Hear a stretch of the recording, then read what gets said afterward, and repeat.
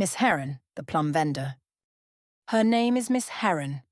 When she was little, her skin was very fair, like a heron, so her mother would call her Miss Heron. And that's how she got the name Miss Heron. Now her skin isn't so fair, it's a healthy tan. She's tall and slender. Her face is round with gentle features that make people love her. Miss Heron's family is poor. Her mother picks leaves from the trees to sell in the village. Her father rows boats for work, often travelling from village to village. He's rarely home, as he frequently goes to the lower Burma for work. As Miss Heron grew up, she began helping her parents. She learned how to cook and take care of the kitchen. She also learned to plant and harvest crops. Her parents feel at peace, grateful for the help Miss Heron provides. Miss Heron, hey Miss Heron. Yes? Come on, let's go and pick the plums from the southern part of the village, someone calls to her. She remembers she had already made plans to pick plums today with her friends. Her friends are here to pick her up. Maya, and Kin are calling for her. Miss Heron ties her little basket to her waist and heads off with them. On the southern part of the village, there's a large lake. Near the lake, there are many plum trees. These trees, called sweet plum trees, grow along the lake's edge, with branches full of fruit leaning out over the water. Some plums are still green, while others are ripening. Some have even begun to fall, making a plop, plop sound as they drop into the lake.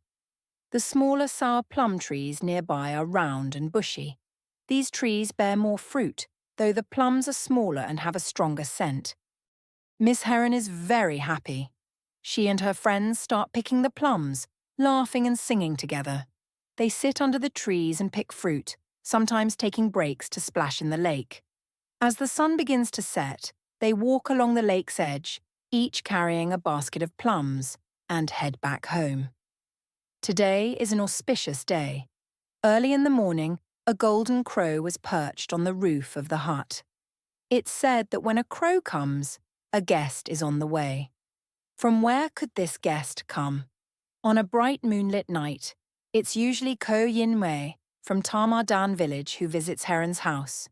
If Ko Yin Mei comes this time, Heron plans to test him with a riddle. Only after he brings her flowers will she reveal the answer. Once before, Ko Yin Mei had asked Heron's age, and Heron replied, "If you want to know my age, guess it by the clues I give. May your answer be right." Ko Yin Mei couldn't solve the riddle, and he didn't realize Heron was only 16. Heron just smiled, applying Thanaka on her cheeks as she thought about it. "Hey, Heron, let's go." "Oh, look, Kin and the others are here," she called as she stepped out, her cheeks dusted with Thanaka and decorated with small clusters of jasmine flowers. "Little sister Heron? We're going to the festival," joked Kin, causing everyone to burst into laughter.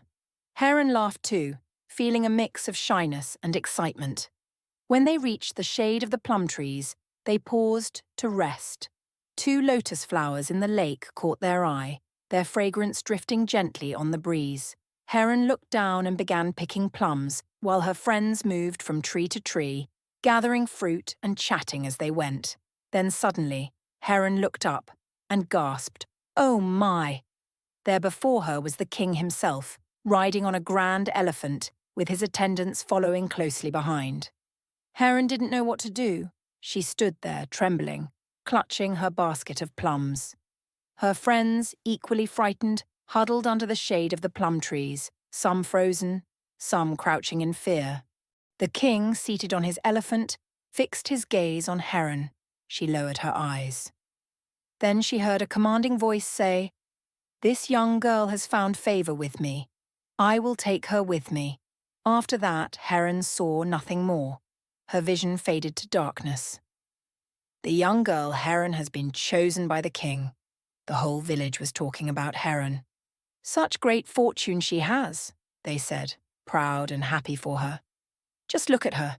She's so graceful and pure. She doesn't seem to belong to this countryside," others added, admiring her beauty. Heron's friends felt both joy and sadness.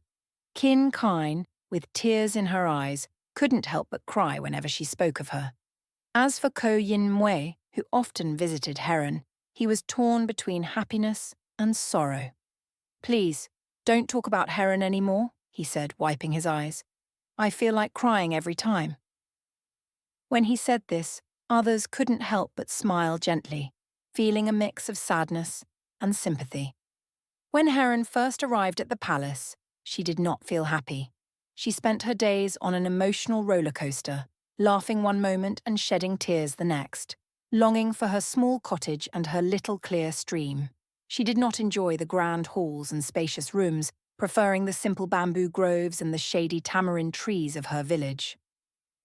She was not pleased by the palace songs but found comfort in the melody of the flute echoing from the treetops. She did not enjoy the royal throne but missed the soft mat in her small bamboo hut under the full moon. Over time, months passed.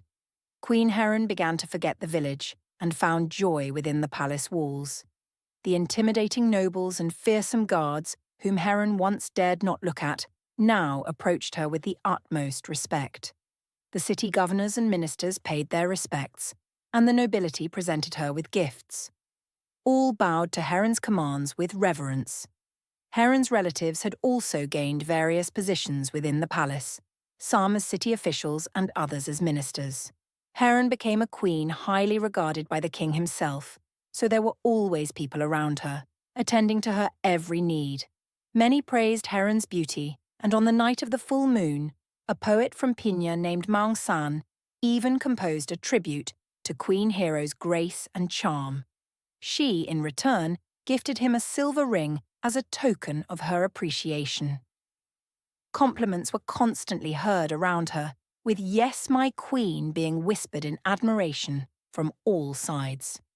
Everything Heron did was seen as right. Everything she said was praised, and all her decisions were regarded as wise and dignified. Miss Heron got everything she ever wanted. With this newfound power, pride began to swell within her.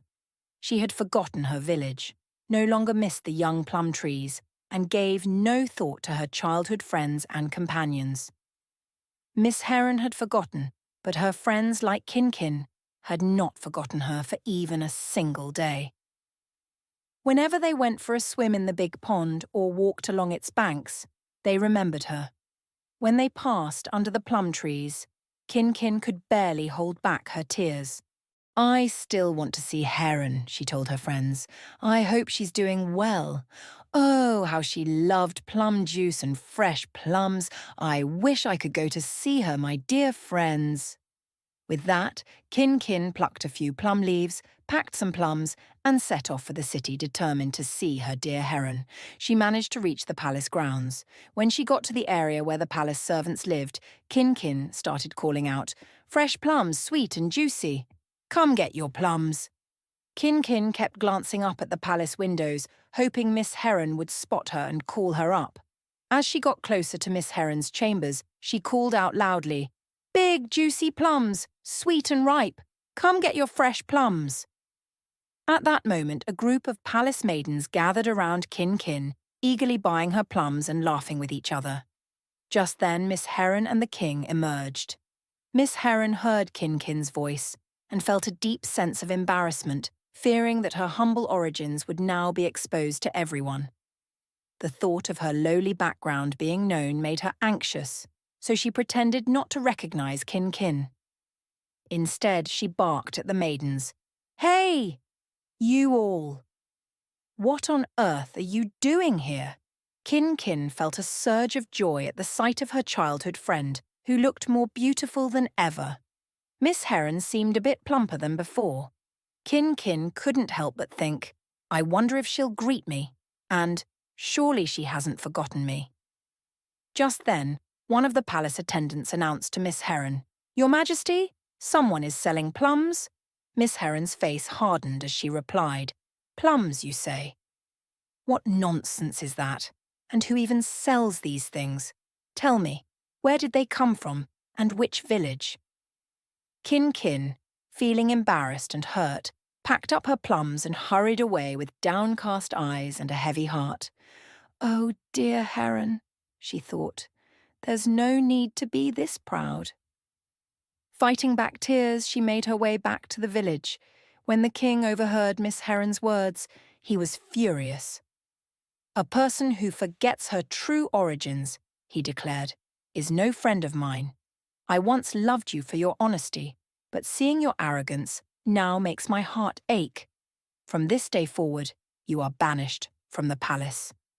With this command, the king stripped Miss Heron of her royal title and had her removed from the palace. Miss Heron had returned. The small village of Sweet Plum Hill eagerly welcomed her back. Her old plum-picking friends rejoiced at her arrival. Even Kin Kin could not hold any resentment toward Miss Heron. Instead, she felt happiness. Her childhood friends gathered around her, embracing her warmly.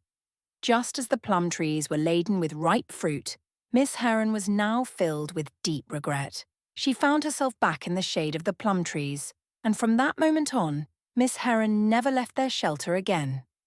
Alongside her, the sweet notes of Ko Yin Wei's flute seemed bound to the shade of the plum trees, never to part.